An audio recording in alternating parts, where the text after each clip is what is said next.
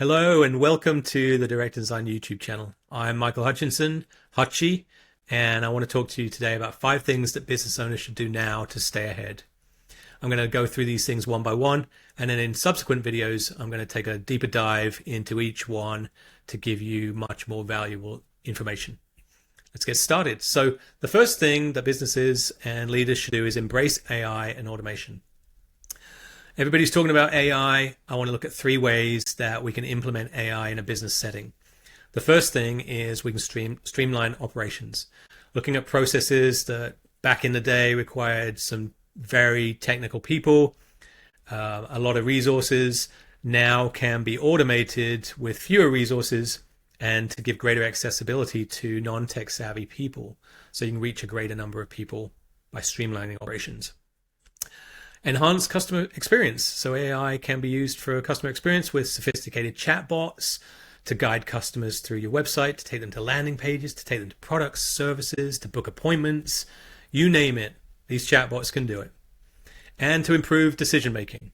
AI can really help with handling large volumes of data, to accessing databases without code, to give you reports from data. And this is very valuable to leaders management in making decisions on spending, on directions for marketing and sales. And AI has some sophisticated tools to help leadership with that. Strengthen financial resilience.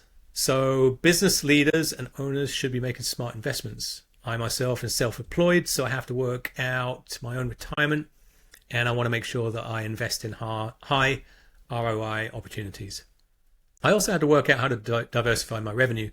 There's a period of time in the year that was always slow. Cash flow was really bad. So I transitioned clients to be paying for a particular service at that time. And I also started to focus on more retainer or monthly revenue to complement the one-time project revenue so that I could cushion myself and have more of a predictable income each month. Cut unnecessary expenses. This one should never be overlooked. There's probably subscriptions, technologies, maybe even personnel that you're investing in that you just really don't need. How many people have a gym membership and they don't even go to the gym? You keep paying for this gym membership thinking that you're going to use it and you don't use it, but you're still paying. So that's just a small example, but companies can save thousands, hundreds of thousands of dollars by reviewing the expenses that are unnecessary. And monitor cash flow. There's 3 major statements that you can get, 3 major financial statements that you can get from your bookkeepers software. And if you don't look at any of them, but the statements of cash flow, the statement of cash flows, which shows you cash going out and cash coming in. So you can look at what your major expenses are. Again, going back to cutting unnecessary expenses. You can also look at where your major income is coming. And from reviewing that information, you can decide strategies for marketing and sales to increase good income from a particular niche that you might see of clients. You should absolutely prioritize customer retention. Often people invest in bringing customers on board. They're really good in the beginning. Their customer service is great in the beginning, and then they just sort of fade out, or they bombard them. Either way, it's not good.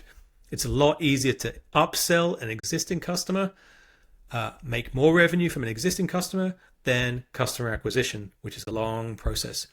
So develop loyalty programs, personalized marketing for different segments, offer exceptional customer service because you've got to stand out from the competition, and collect feedback and see what it is that your customers think you're doing well and what they think that you might not be doing well. Optimize your online presence. This should really go without saying. If your website sucks and you're selling stuff online, you really need to rethink it.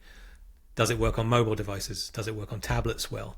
What's the customer experience like? What's the user interface like? Is the process from clicking on a product to getting to the shopping cart and checking out an easy process? Also, you wouldn't believe how many people I run into or clients that don't even know what SEO is in this day and age. They don't understand the value of it. Hopefully you understand that search engine optimization and being found in Google when people search for different things that pertain to your products and services is incredibly important. Also, having a social media presence isn't terribly expensive. It might take resources in terms of your time to create content, but let's lean on AI a little bit. I mean, we didn't touch on that in the AI segment. We will in future videos, but you can rely on AI to help you with your social media strategies. But have one. Have an SEO strategy, have a social media strategy. Last thing I'm going to talk about is to adapt to changing consumer behavior. Consumers don't want to adapt to your behavior. You have to adapt to their behavior. This is a one-way street. They want you to cater to them. They don't want to cater to you. I've worked with organizations, and when we're going through a process and I say, well, why are we doing it this way? And they say, oh, well, we've been doing it this way for 20 years. And I go, oh, so you probably did it well for about 3 years, and then for 17 years you kept doing the same thing, but it wasn't good anymore, but you just thought that you would keep doing it because you didn't want to change. So adapt and change, and don't have adversity to change, because you need to adapt with times. Offer new payment options, sustainable practices, and flexible services. That's it for this episode. I hope that you enjoyed it. Please like and subscribe. And as my father would say, he's Scottish, you know, ta-ta for the new.